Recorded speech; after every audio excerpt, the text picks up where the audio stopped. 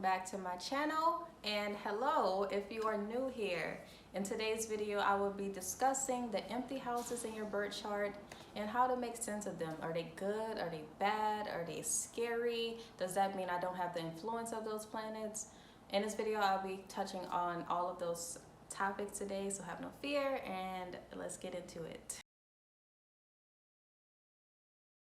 If you're watching this video, you probably know a little something about astrology, like your big tree, your big three, your Jupiter, your Neptune, your Venus, possibly stelliums.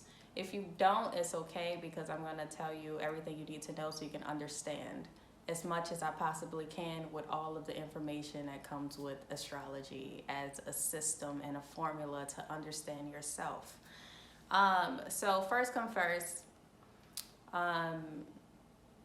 when you're looking at your birth chart, it's important to understand that the ascendant, the descendant, the midheaven, the north node, all of those things are not planets. There are only 10 planets. The 10 planets are Sun, Moon, Mercury, Venus, Uranus, Neptune, Pluto, Jupiter, Chiron, and what am I missing? Saturn. Those are the only 10 planets, okay? So everything else, they're dwarf stars, they're north stars, they're all of these things, but they're not planets, they're not planetary systems, and they're not the predominating factors in your chart. Even though they are of equal value of everything else, they are not the loudest things on your chart. The houses that have planets, the planets are like,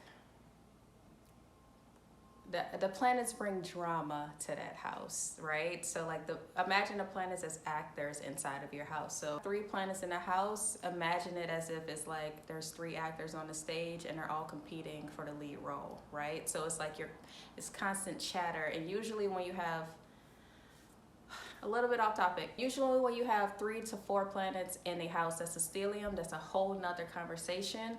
But just for reference, a house with 3 planets will have more drama, more friction, more action, more priority to focus on than a house with 0 planets. I like to think of it as, I saw this really funny meme that was like, I saw this really funny meme that said that like the places where you have empty houses in your chart is where your priorities don't lie. And I felt that so heavily, especially the way that I use astrology to guide my life and my steps. I love it because it's a mathematical formula and you can't go wrong when you use the formula correctly. And more importantly, what I love about astrology is the ability that we have to foresee things happening and prepare for it. Like, what other practices or religions, like it's all hope and fate based, but with astrology you can see the math, you can see the possibility of something occurring, and it's almost like 99% accurate, 80% if you don't really understand what you're talking about or doing it. But when you really know the science of it, it's infallible.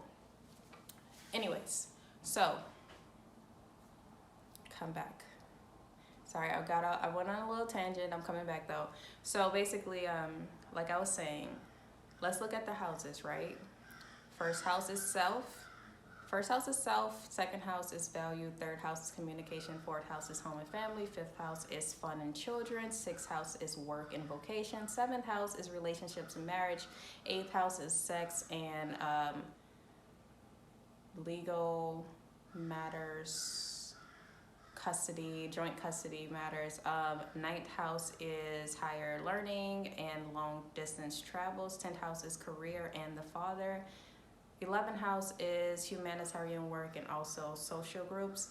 The 12th house is the subconscious mind and spiritual work in this life. So I'm gonna put a wheel right here, or right here, I don't know which side yet, but I'm gonna put a wheel up so you can see for yourself for reference. So imagine if, like, imagine you have an empty 11th house, right?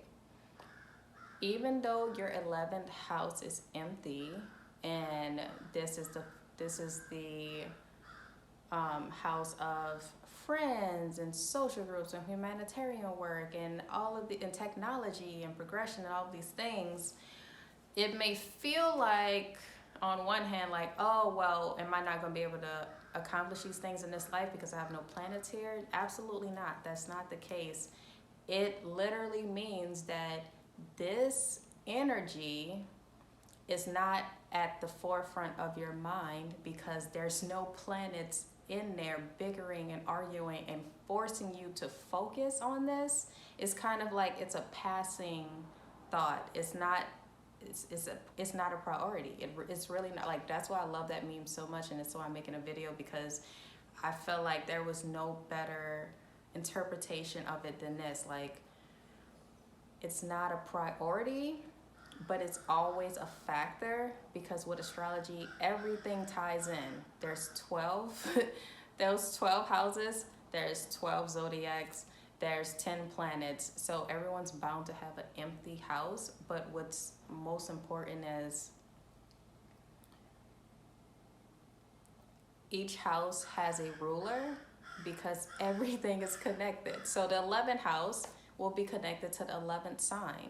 The 11th sign is Aquarius, but in every chart is different based on your rising sign. Your rising sign shifts the rotation of how it falls. So imagine a person with an Aries rising, their chart would be perfectly in alignment because Aries is the first sign. So it will go Aries, Taurus, Gemini, Cancer, Leo, Virgo, and so on and so on. It'll be a perfect 1 to 12, all the way to Pisces.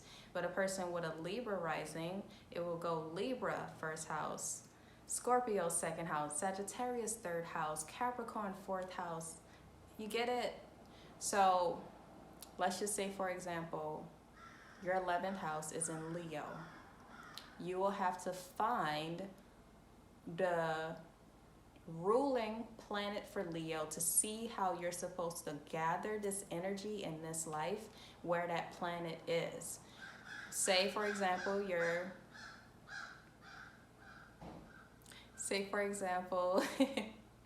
sun is in the fourth house, right?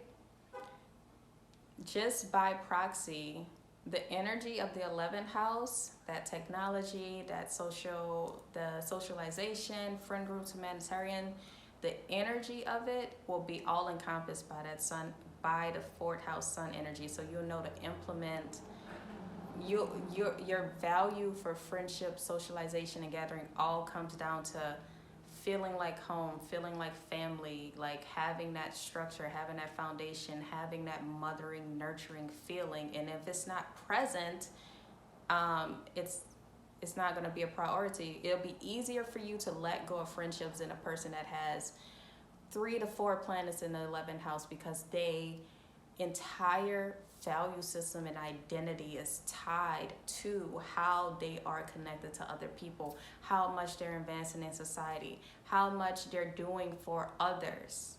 Like, it will be a priority for them, in opposed to you, who is like, well, my family comes first and foremost, so if these people don't feel like family to me, then it won't really hurt me either way.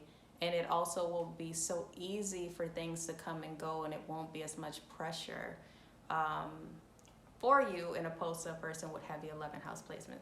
I hope that's making sense. Have an empty 7th house, right? But your 7th house is in Aries, and you're trying to figure out what that means about my love life, relationships, and marriage, partnerships. You're gonna find the planetary ruler for Aries, which is Mars. Where is Mars for you? Say, for example, Mars is in your 9th house. Your 9th house is ruled by Gemini.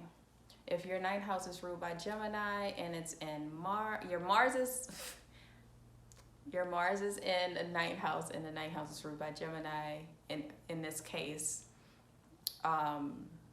then that'll say that like your potential partner that you might meet them through travel or studying, or that they might charm you. The way they assert themselves to you to get to know you romantically will be by charming you mentally, stimulating you, being witty and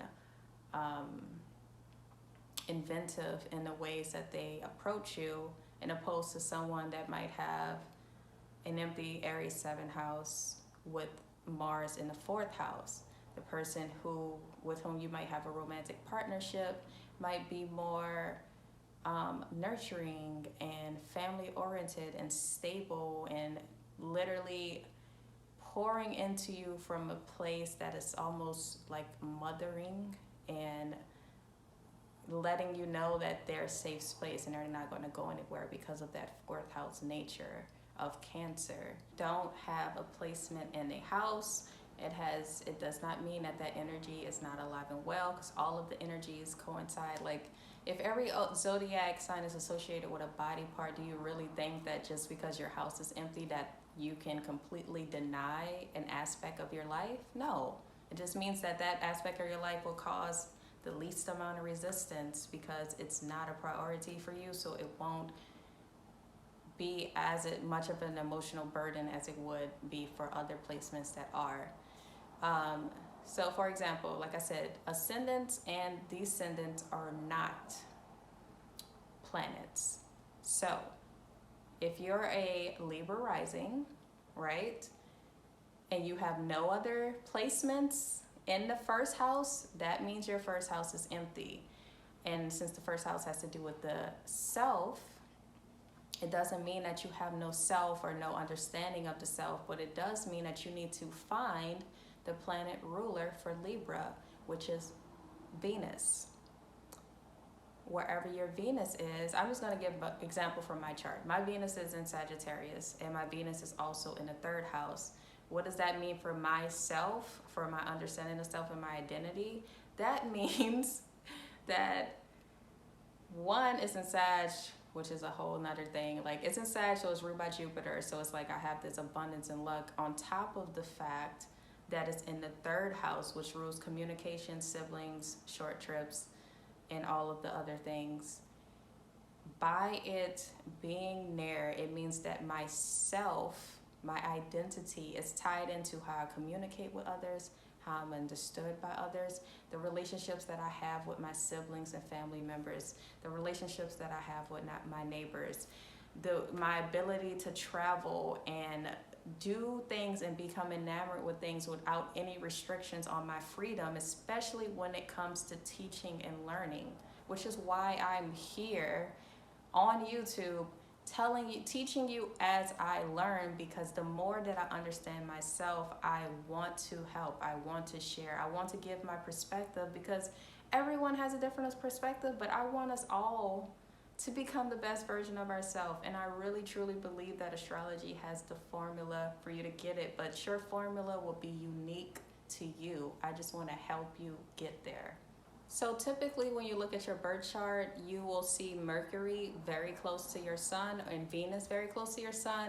And that's because Mercury can never be more than 1 sign away from your sun, and Venus can never be more than 2 signs away from your sun. So for example, say you met a Virgo, right? Just by that knowledge alone, you know that that person is either a Libra Mercury or a Leo Mercury, because they can never be more than 1 sign away from the sun, as well as their Venus. If they're a Virgo sun, their Venus is either a Scorpio or Libra Venus, or a Leo or Cancer Venus. It's never too far away. That's just how the math of it is set up, because the sun moves by 1 degree and Venus moves by 1 degree in 3 minutes. Like, it's not much of a difference. So with that being said, your sun, Venus, and Mercury are almost always going to be very close together, which means the houses associated with that would also be very close together. So that will be the houses that you have more work to do, you're more prioritized, like you care more about, and also the houses you came in here to do the work for. The house will say this, that Even though Uranus, Neptune, and Pluto are planets, they are the planets that change the least. And they are also the planets that are generational, so they stagnate. I would recommend that you look at the 6 major planets. I do believe that Chiron is an important planet, which is why I'm not negating it. Chiron, I feel like, is the most important thing to focus on when it comes to healing and shadow work. So I will not negate Chiron. But I will say that we should focus on Sun, Moon, Mars, Venus, Mercury, Chiron. I think that they are of imperative importance, okay? Since I am suggesting that you might want to overlook Uranus, Neptune, and Pluto, there is an answer for this. You know what? Actually, I take that back. They might be stagnant, but they still are relevant, but I would cross-check with the secondary ruler. So Scorpio is ruled by Pluto, but it's also ruled by Mars. Neptune is ruled by Pisces, but Pisces is also ruled by Jupiter. And Uranus is ruled by Aquarius, but Aquarius is also ruled by Saturn. So since those Uranus, Pluto, and Neptune are stagnant, they're generational, they last over 12 years in most cases, cross-check with the more progressive moving major planets to make sure that you are doing exactly what you need to do, especially if the house is empty, so that you can cultivate the right energy towards you so that you can have the best results for yourself. I said before, more often than not, your chart ties into each other. It's never not, even if something is empty, even if something is missing, even if something's at 0, all that means is 0 degrees means you have a clean slate to start, initiate. It means like your karmic cycle in that planet was complete, and now you're in this life to start a new cycle. That's really what that means, right? And if you have 29 degrees, what does that mean? You're at the pinnacle of change. You've accomplished everything up so far, and in this life you're here to finish unresolved work. Fred Hamilton had a Uranus at 29 degrees, and what does Uranus embody? Change. How much change, how much progress did he make? And it was in Uranus. Uranus is the planet of change. Is experimental, resourceful, idiosyncratic, freaking inventive, imaginative, and also unpredictable, especially when it comes to change. So that's just, for example, degrees, the critical 0 and 29 degrees, just to show the parallels that you're never not where you're supposed to be. You're never not doing what you're supposed to be doing, even when you feel a little off. The best way to figure out those empty houses and how you can make sense of them so that you can live a better life is by looking up your birth chart. Go to astrocarts.com, go to astroseek.com, go to Cafe Astrology, go to what else? There's so many things. There's so many websites available at your disposal, and just go to those sites, look at your chart, find the empty houses.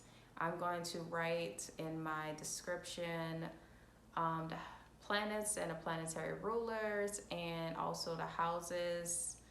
Well, it depends on which planet is in your house, so I really can't say, but I will do my best in my description to write everything that you need to know.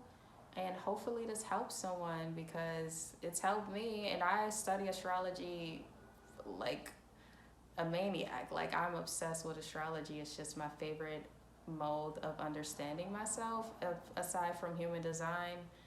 And yeah, I have a lot of empty houses. I have the 1st, 6th, 8th, 9th, 10th, 11th house all empty. So trust me, when I saw that meme, I really was like, I already knew this about myself, but it just makes you feel a lot better. Like, okay, this is why I don't really care about like